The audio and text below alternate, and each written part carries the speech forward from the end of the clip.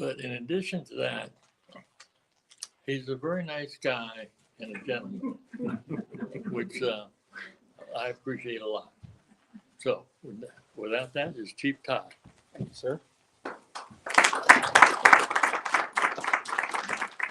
Thank you. That was quite an introduction there. I love that. Well, as he said, I think I know most of you. There's some faces I don't believe I've met, but my name's Justin Todd. A little bit of background. I've been the chief of police here for going on 3 years now, but my career has been based in the city of Cambridge. I'm working on my 25th year now. So I've seen a lot of things change and a lot of things progress. The times have changed a lot in not only the law enforcement world, but in society in general. So as a law enforcement, in the law enforcement world, you have to learn to adapt and overcome those challenges, and learn how to move forward and progress your agency with them. So Monday night, I gave a end of the year report for 2024 at the council meeting. And I'm going to go over some of that tonight and just touch on the major things that what we accomplished as a department and as a community in 2024, and touch on some things that we're going to work on and goals that we've set for our department going into 2025 that can further us along and help reduce our crime numbers, continue to help reduce our crime numbers. So one of the things that I spoke about was the type of policing we do in our community. And we combine what we call community-oriented policing, which is bringing the community together and being that support system for our community. Community policing can be a lot of different things. A lot of people look at community policing and say, well, it's for, we do things with the kids. We do functions, we do POW, we do basketball leagues, but there's so much more involved with community-oriented policing. And what we're trying to train our officers, our new officers, and our older officers is that every officer is a community policing officer. And you don't have to be doing a special event to be a part or be a community policing officer. A traffic stop can be a community policing. It's how you interact with the public and how you talk to one another, you socialize and get to know. You don't have to agree all the time, but the respect you give is the respect you'll get. And that's what we try to instill into our officers. So that's one form of community policing that we started out with in the summer of 2022. And we've tried to build on that. Another form of policing that we began in February 2023 was patrolling with purpose. And patrolling with purpose is it's a way of policing that we're able with our crime mapping to know where crime is occurring, see the trends, and be able to react before the crime happens, not react after. So we're proactive in making sure the crimes don't occur compared to reacting to the crime after it occurs and trying to fix it. So if we can prevent that, that's what we try to do. So for example, our hotspot areas, when we map out crimes, we put those officers, our patrol officers, have to be in those areas for so many minutes per every couple hours. They have to be scrolling through those areas. They have to be seen. They have to call it out so we know they're there. And they're supposed to be interacting with the public as they do it. In doing that in the last year and a half, 2 years, we have seen a decrease in our crime, overall crime. Overall crime's down 14.5% over 2023. Yes. And it's easy for me to stand up here and say, yes, our officers are the bomb, and that's the reason, and that's the great thing. But there is a lot that goes into that, and I'm sure the city manager's here, and he can vouch for that. It takes citywide commitment, and it doesn't just start with the police department. There has to be, code enforcement. What's the apartment complexes doing? Are they holding up their end of the deal? And I can tell you firsthand, in the last year, we have really put an emphasis on our apartment complexes and making sure that the management out there are doing what they're supposed to be doing to not only help the citizens live there, but around the community that those apartment complexes are at. We even had an apartment placed in for the officers on Greenwood Avenue. We put an apartment out there because we were having so much crime and gun violence that we knew we needed to do something to show more of a presence. And that's what we did. We got an apartment out there. Officers had to log in out there. They had to be seen, and they hung out with everybody in the area. And our crime in that area has really cleaned itself up. And we feel that that's what it takes. Our training, I'm a training chief. I believe in training. I believe if we don't train, we're not helping anyone. We're not helping our officers that are out on the street, and we're not helping the citizens we serve. We have to train to be the best we can possibly be at what our skill is. The laws change every year. There's new things that go into effect, and we have to be prepared for those. Over last year, we logged over 6,000 training hours, which is a lot. Right now we're at with including our civilian liaison officer, we're at 36 officers. So that's a lot of officers. That's a lot of training for officers, a 36-man department. And I'm proud of that, because if those officers, those officers, or nobody can say that they weren't trained to the abilities to do what's needed to be done in Cambridge to help our citizens. Better working relationships with juvenile services and the Board of Education, and also the Dorchester County Health Department. We're going to be starting a teen court that's going to be up and off the ground. That we've had to work with the high school. It's going to be a Cambridge Police Department teen court, and it's for children that commit minor infractions that would not go through the court system. They will have a chance to come in and be judged by their peers in an actual court setting. And it's a great opportunity to get the parents of those kids. They have to be involved. And if they're found guilty, such things as community policing or community hours, they have to do community service hours. They might be with community policing officers, but things of that nature and it's not just to punish the kids, but it's to direct them and also build relationships with kids, and showing them that police aren't bad. Police aren't out there. We're all one. We're all one community. Working with and juvenile services has played a big role into that. But also the Dorchester County Health Department. We have been working closely with them on mental health, and especially mental health of our officers. Years and years ago, when I first started, there was no mental health. We never got, we got a psychological evaluation before we became police officers. After that, there was nothing unless you did it yourself. Today, that's much different. Every other year, we go through an assessment.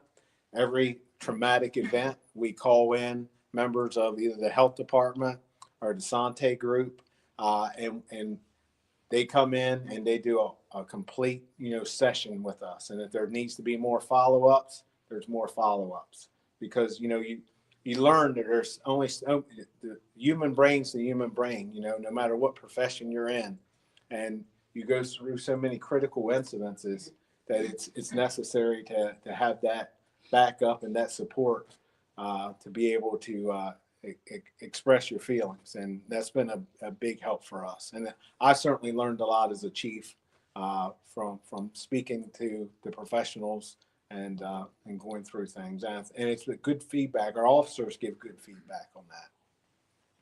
Our drone program, that was funded last year in the budget.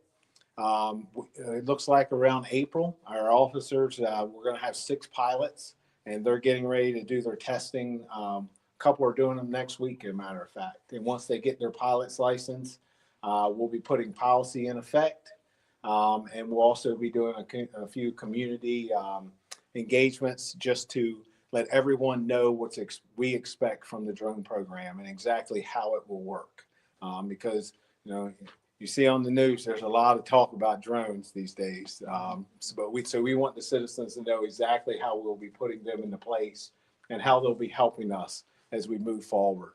They're not going to take the place of any police officer, but it's a safety tool. And I think it's been shown throughout the country that agencies that use them, in my opinion, there is a benefit. And I think Cambridge will benefit from that, definitely.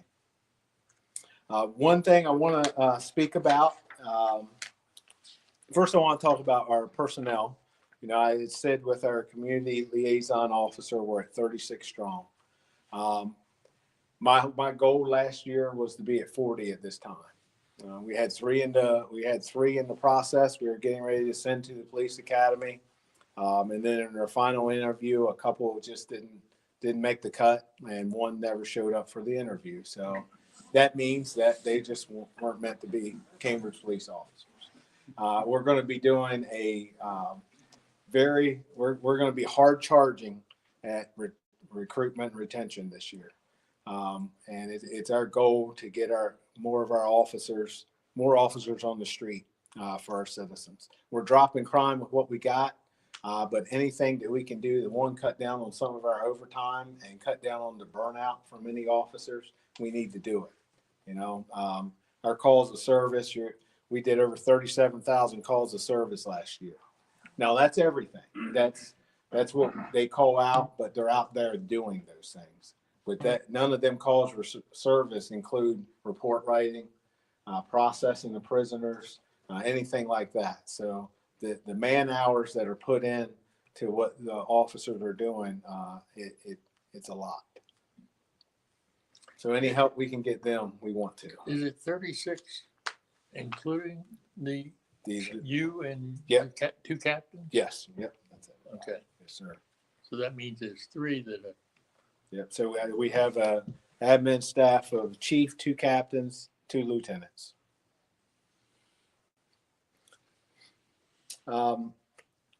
One thing, our sexual assaults and our offenses were up this year.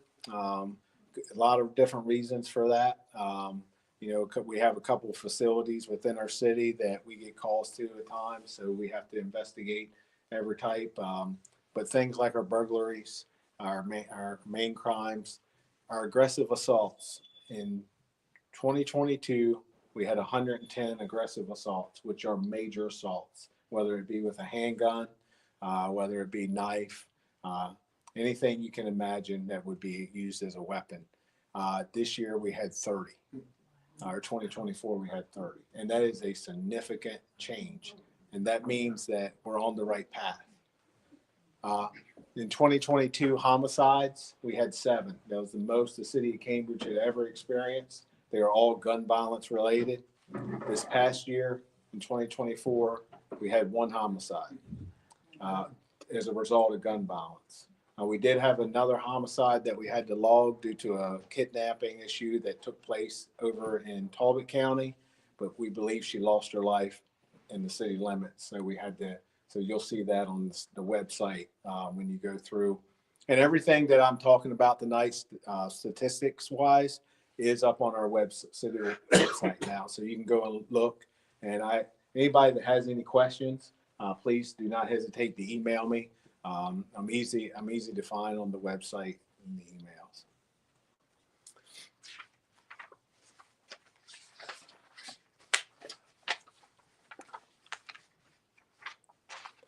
I wanted to talk about, so as far as juveniles, a lot of emphasis has been placed on juvenile crime. In the last year and a half, we had and I'm sure that in this room are aware of, we had motor vehicle thefts that had spiked.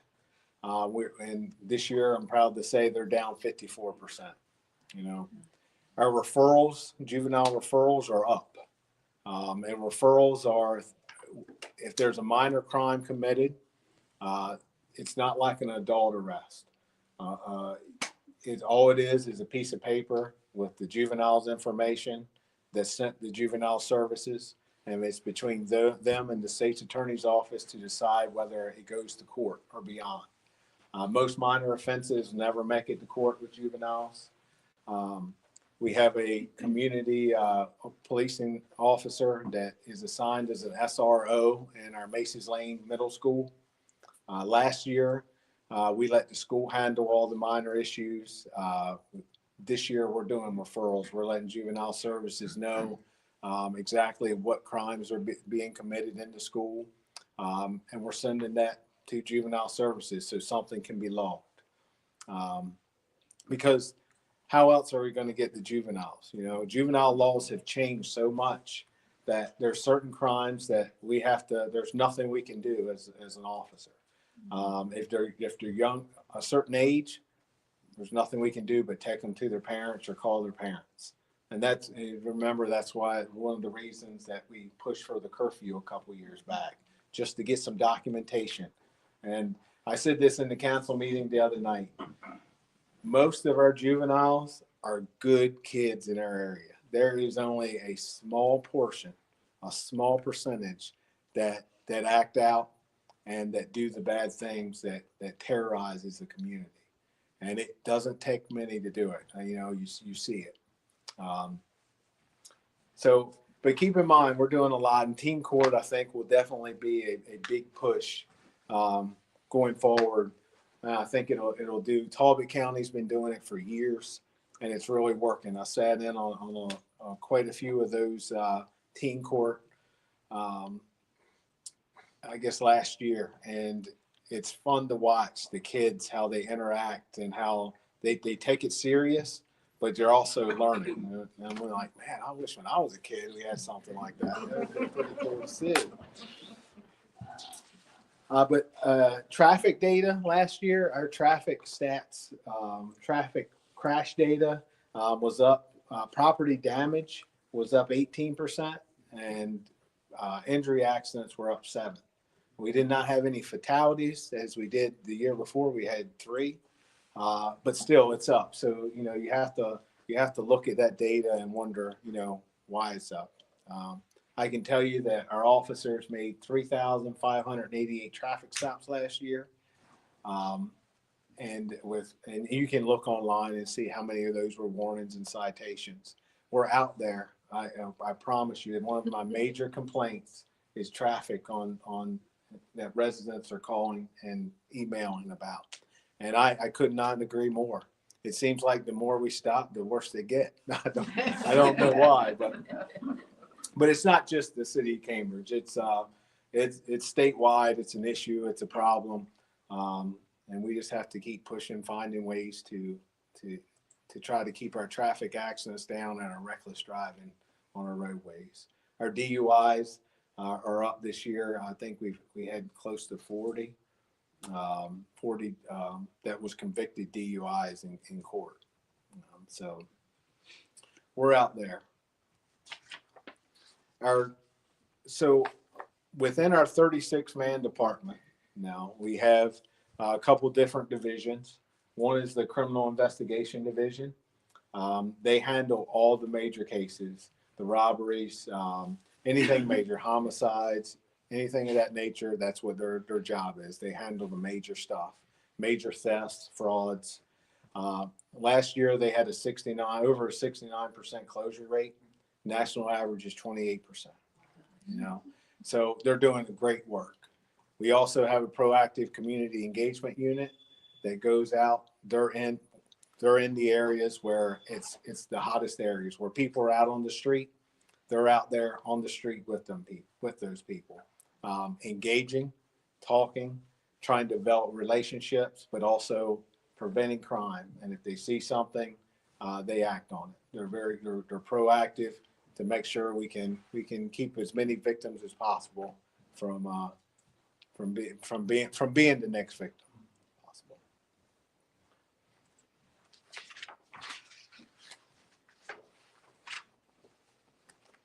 With saying that, the patrol division averages 102 calls of services every day. So if you break that down, that's about 4.25 every hour. So that's a lot of calls of service they handle. And there's 4 squads. They work 12-hour shifts. Usually it's 5 to 6 on a squad. And they handle every call that goes out. They're the initial ones. They're the first on the scene usually. They're the first to either set up the the tape for the evidence. So they're vital. They're the backbone of every police department. And pretty much every officer's career, that's where it starts and begins, right there. And as I went through the information, please know we don't do everything right. You heard all the good stuff. We are a constant work in progress. And I say that because I want to know. I want to hear from the community. I want to hear from the public. When there's an issue or a problem, I'm an email or phone call away. I heard somebody's newly on the ACC. This time last year, to stand up here, and I might have said this at the CAM meeting last year, we did not know what how this was going to work with our internal affairs system. The state of Maryland came down with many different mandates, and it was all up in the air. And we were one of the last counties to establish a police accountability board and a charging committee. I can say that once it's up and running now, and it's moving forward. Any complaints that we get, they're first investigated by our inside internal affairs unit, which is Lieutenant McCrae and Captain Henson. Once they compile all the information, they make me aware of it. It's then sent to the charging committee. And they review everything, whether it's body-worn camera, whatever it may be. And they make a determination of what the punishment should be within the matrix that the state of Maryland has made. And then to explain that process further, it'll come back to me. I'll look at it. I'll decide the punishment. I cannot lower it, the punishment. I can only raise it. And that's how that process goes. Then it's up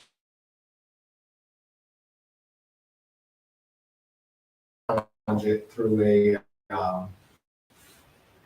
through further legal action.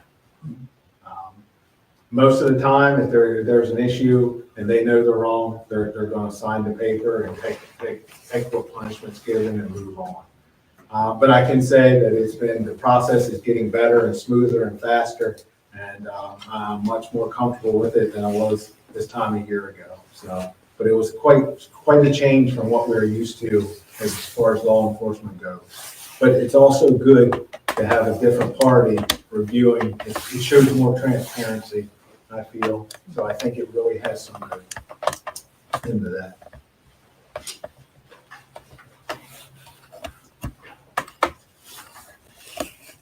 Our community policing division, as I had said, we handled 188 community events last year, which is, like I said, this is the council meeting. I'm sure we missed a few that we did not write down and pop up and do. We really try to get out there and really push community policing and anything we can do for the kids. PAL, we're for the basketball league that's going on right now. They're at practice right now. The flag football, we're going to work to do that again this year, and just work to keep the kids active and in sports and working with other officers. We got three or four different coaches that are coaching this year that are police officers.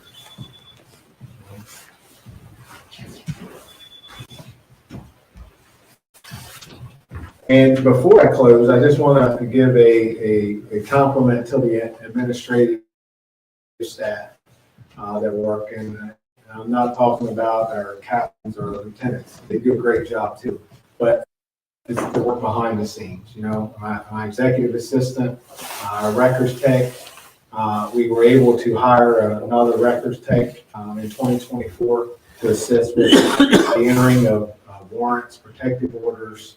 They're what keep us going. They're behind the scenes, completing all the paperwork, logging the paperwork, and doing what's necessary to make sure that the department continues to run at a high level and doing the right thing. They're most of the time the ones you're going to hear answer the phone if you call this department as well.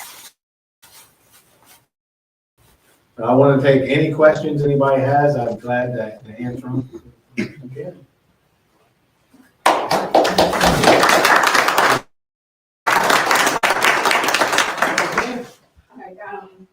Thank you. That's very, very good.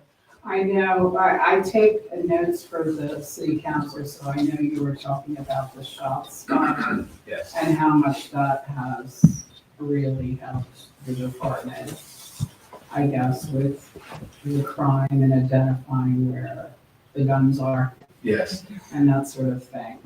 Yeah, We could sit here and talk for hours on end, and we'd be here at 9 o'clock again. I could just keep talking about.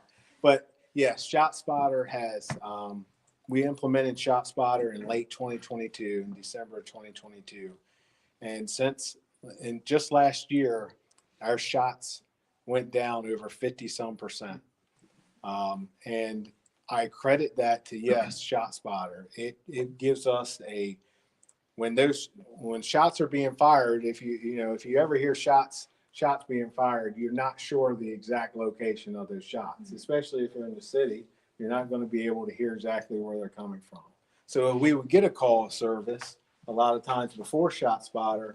We wouldn't know exactly. We would only know what the caller was able to tell us, or unless we heard it ourselves.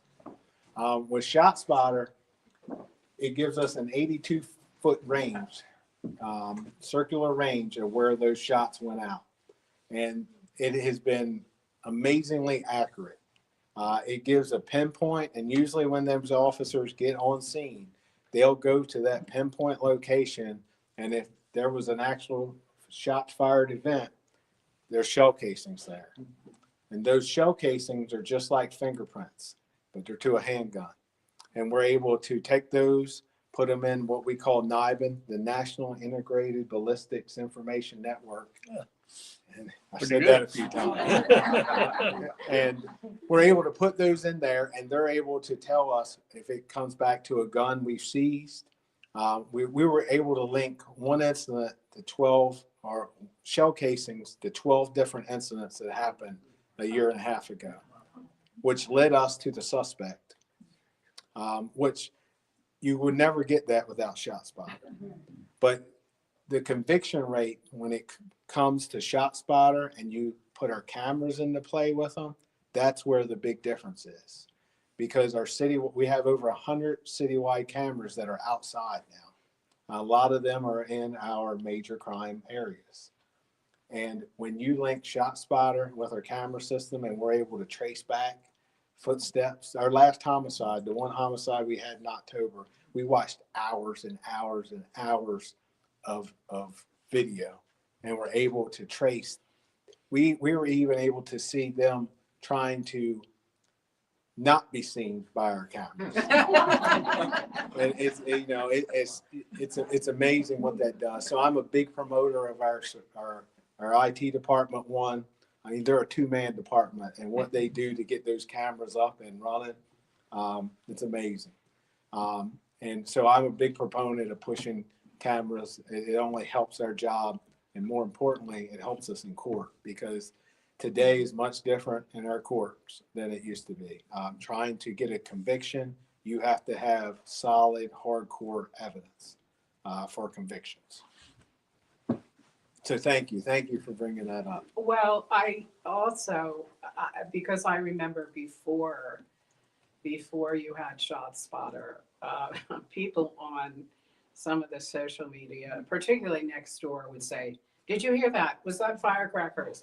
Was that, so ShotSpotter must be able to tell the difference between a real gun and Most time, something else."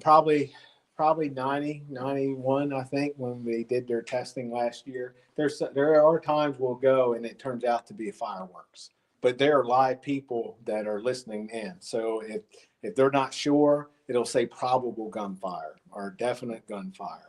And it comes right up on our phones and on our in-car computers. So when those shots ring out within seconds, we're getting the alerts. I can be at home in bed in the middle of the night and the shot spotter alert will go off and I'll know exactly where it's at. And I drive my wife crazy by turning the radio on, finding out what's going on. So, yeah. Yes, sir. Do you have any statistics on how many households now have Ring cameras in their homes now? We don't, not how many, but that would be, and that was one of the things with our neighborhood watches that we were really trying to push and get up and running. So we could be able to determine what houses we can go to when we document when we're able to speak to people at different addresses and say, okay, they got Ring doorbell cameras. We document that with our department, but I'm sure we miss some. But that's another great tool to have. Well, especially with car break-ins on the street, things of that nature, they're good tools to have. Yeah, and I've noticed it a few times since we've had it, and most everything seems fine, but every once in a while, you'll have somebody come to the front door, they're probably soliciting or doing something, and they look up and see that camera, and then they just go. They leave, yeah. Yeah. Yes, sir. Thank you. I want to congratulate you on the recent stoppage of the, what was it, 2 pounds of cocaine, not very far from this building. Yes, sir. So thank you for that work. And I want to ask you, that sounds like a lot of cocaine for Cambridge. I don't know if it is. And I wonder if that was to be distributed locally, as far as you might know, where we might imagine that's going from a house over here on Killarney Road, whether it's going into the school system and how. And how many other places like that house on Killarney Road might there be breaking up 2 pounds of cocaine right now? Yep. I can tell you it was to be distributed here in the city, in the county, not just the city. And there are several other houses that I have no doubt in my mind that it's sitting in here. Cocaine, heroin, that's one of our worst fights. The Dorchester County Task Force, they're pretty well tasked to handle an investigation like that. Takes a long time. The one you're talking about, it only took a month, which is kind of unheard of. But we thought with the movement that was going on and what was happening, that we had to act when we did, and we just happened to know through GPS tracking and when we thought they re-upped their stash, and they traveled back to Cambridge, and sure enough, we were lucky that time and got it right. But it takes several months to get an investigation like that off the ground, and a lot of times the Dorchester County Task Force are the ones that do that, just because that's what they do. They are drug investigators. We at the PD level, our PACE team guys, they work the investigations. But if it's going to be large scale or take longer months, usually it's turned over to the task force. Thank you. Yes, sir. Who's on that task force? It's made up of the Maryland State Police, Dorchester County Sheriff's Office, Hurlock PD, and Cambridge PD.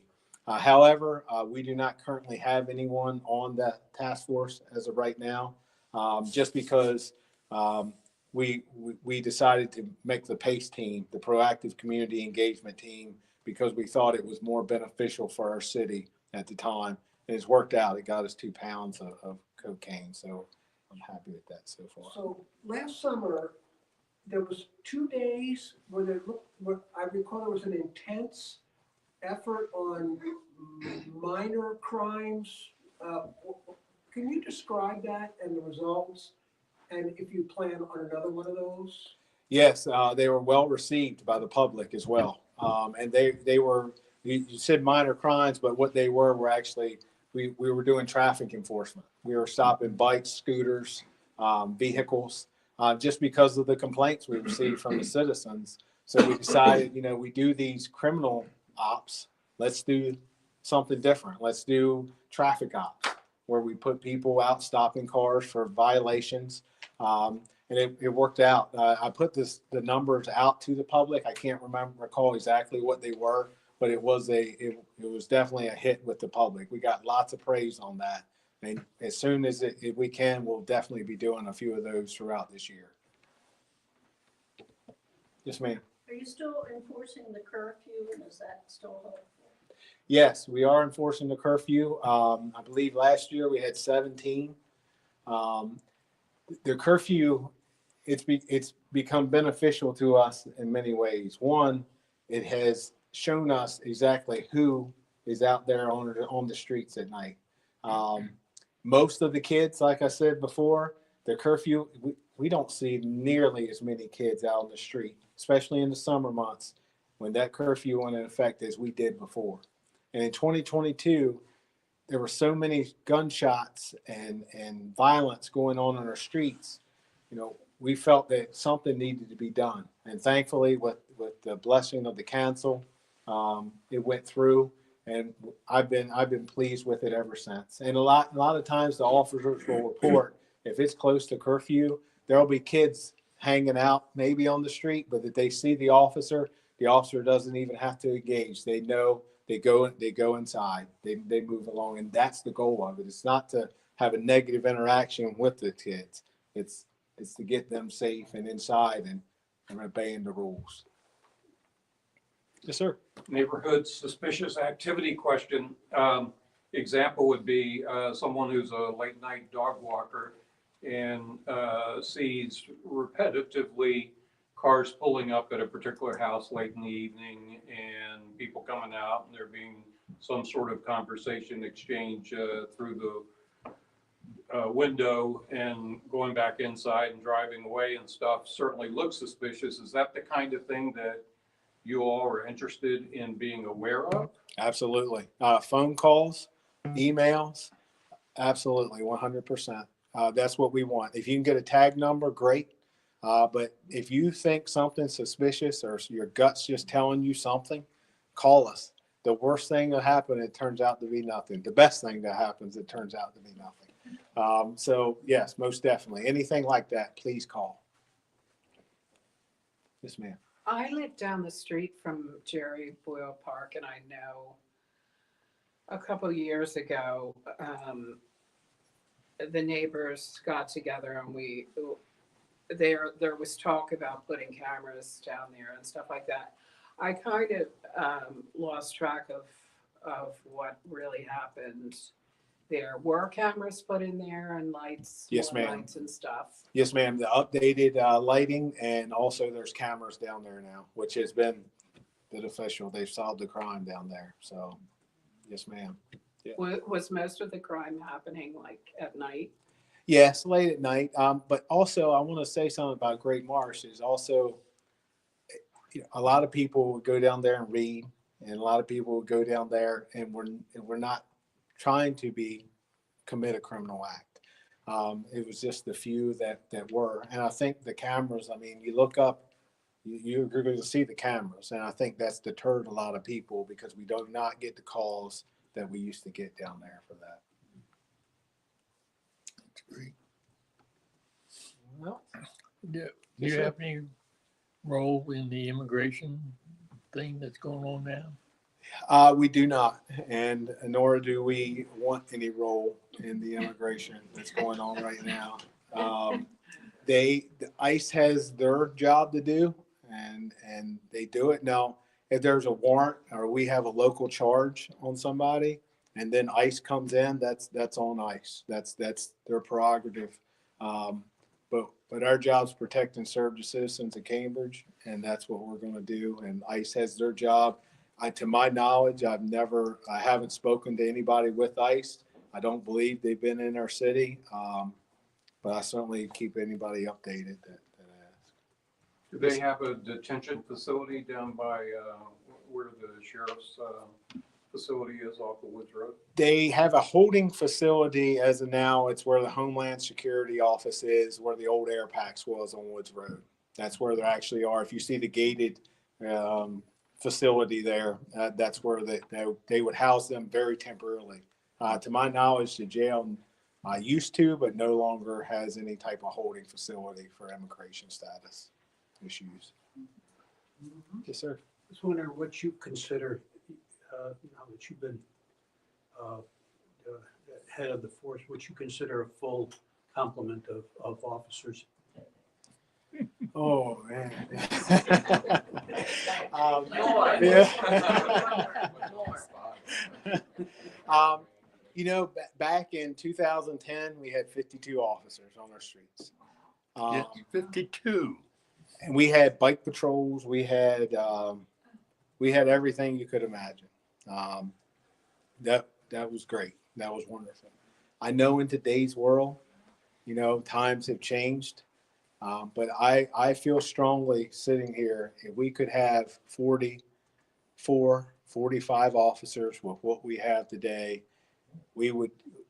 I truly believe we could do some great things.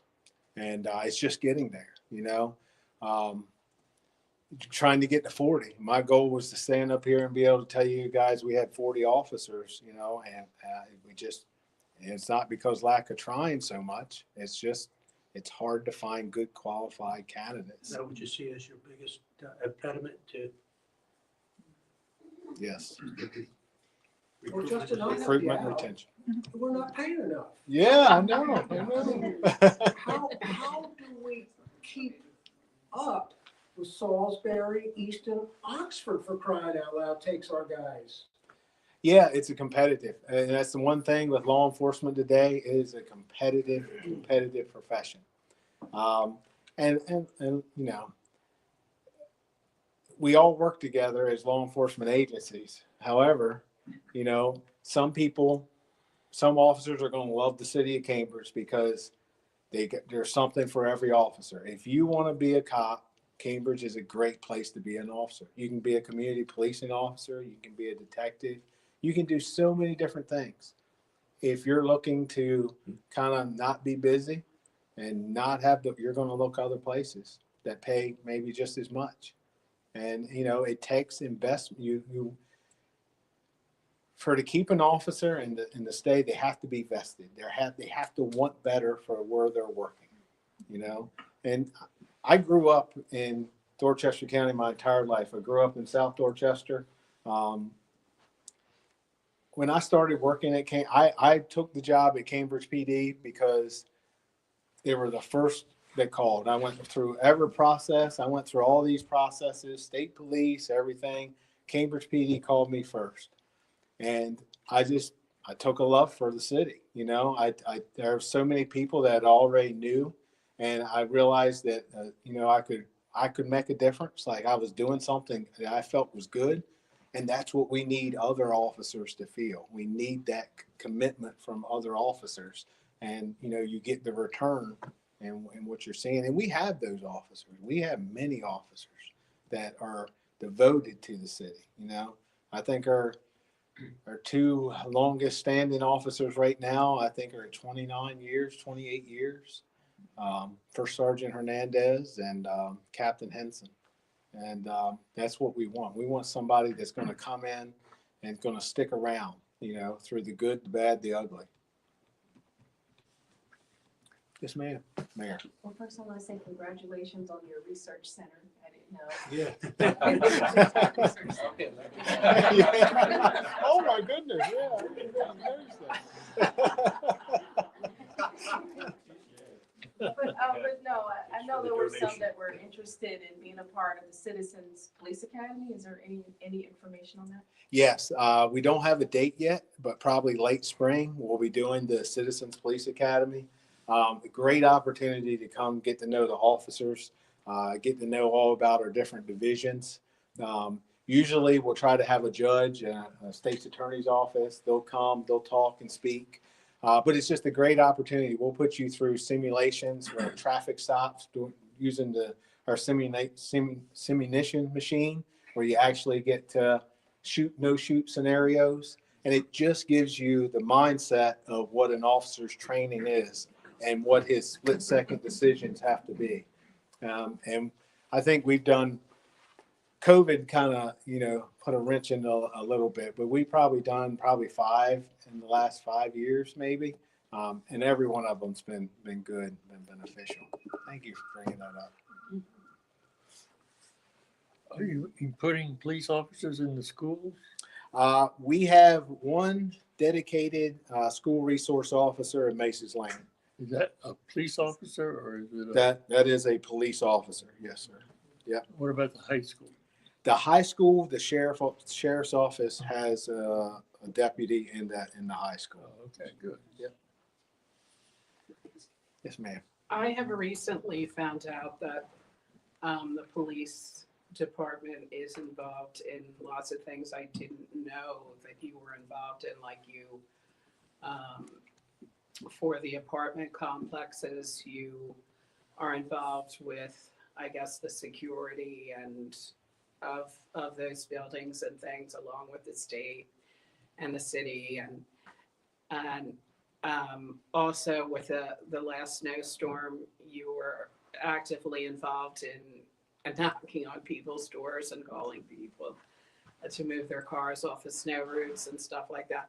Is that part of community, the community policing, or is that something that has always been part of the police? The apartment duties? complex, no. That's something that we began. We got a staff officer and a corporal or a PFC, patrolman first class, assigned to each apartment complex in the city. And their job is to communicate with those apartment complexes. If we have a constant issue with an apartment of one of their tenants, we relay the information. If we have a string of crimes in one apartment complex, that's how we're relaying the information. And it's causing for a push for the management there to do the right things. And like I said earlier, code enforcement has been a big plus and a big help to the police department. One apartment complex, or calls of service, has dropped tremendously. And I don't just, I compliment code enforcement on that because they're doing great. The snow removal and knocking on doors, that's just another form of community policing. The last thing we want to do is tow people's cars and upset residents, but we also have a job to do, and we need people to realize that and say we gave it our all. However, you didn't move your car. So You mentioned that you attempt to have apartment managers uphold their end of the bargain. Could you expand on that, and what kind of stuff do you do there? Sure. There's been many times in the past where we perform a search warrant on an apartment complex, a certain apartment,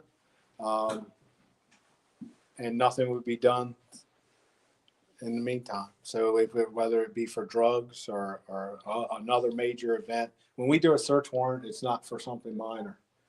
There's a reason for it. We would give the information to the apartment management.